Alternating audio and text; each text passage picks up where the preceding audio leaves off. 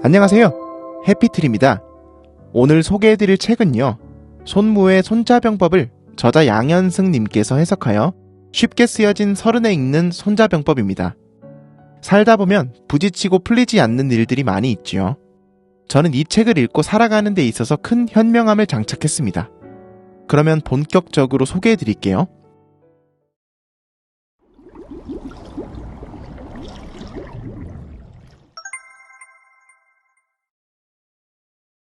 고대 중국의 병법서인 손자병법은 현재까지도 가장 위상 있는 병서로 꼽힙니다. 지피지기 백전백승, 손자병법에 실어져 있는 글귀죠. 싸우지 않고 이기는 것이 최고의 승리입니다. 하지만 싸워야 할 때는 상대를 이길 수 있는 확신이 70% 이상이 될 때 싸우라고 전합니다. 고대에는 잦은 전쟁에서 이기는 방법에 대한 장수의 자질에 대한 병법서로 서술했지만, 현대에는 제목처럼 사회생활의 시작인 서른쯤에 사회라는 전쟁터에 들어가서 어떻게 행동해야 되는지에 대해서 손자병법에 나오는 지침을 접목시키는 방법을 안내해주는 유용한 책입니다. 불확실한 인생과 상황 속에서 제대로 아는 방법을 끊임없이 연구하고 습득하여 지혜를 쌓아 현명하게 헤쳐나가야 하는 해안을 주는 책이죠. 리더는 채찍과 당근을 적절하게 사용할 수 있어야 합니다. 이게 정말 어려운 것 같아요.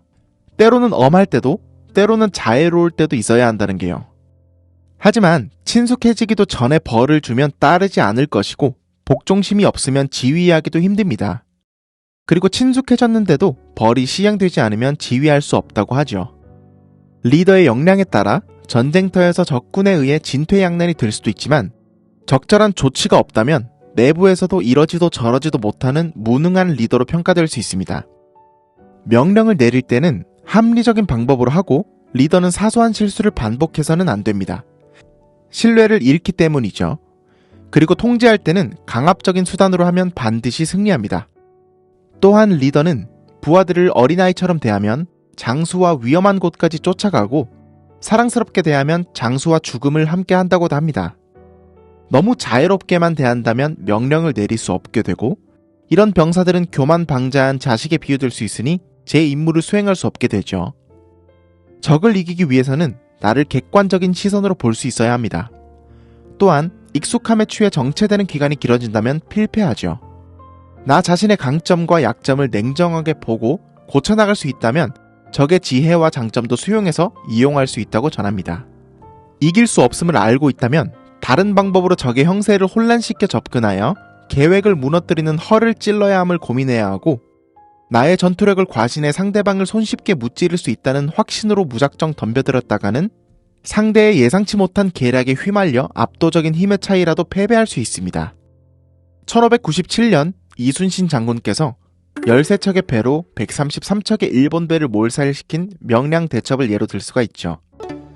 리더는 상대가 가지고 있는 수를 파악하는 눈을 가지고 장수들을 움직여야 하며, 무릇 그 위험이 가볍게 보이거나 너무 무거워서도 안 됩니다.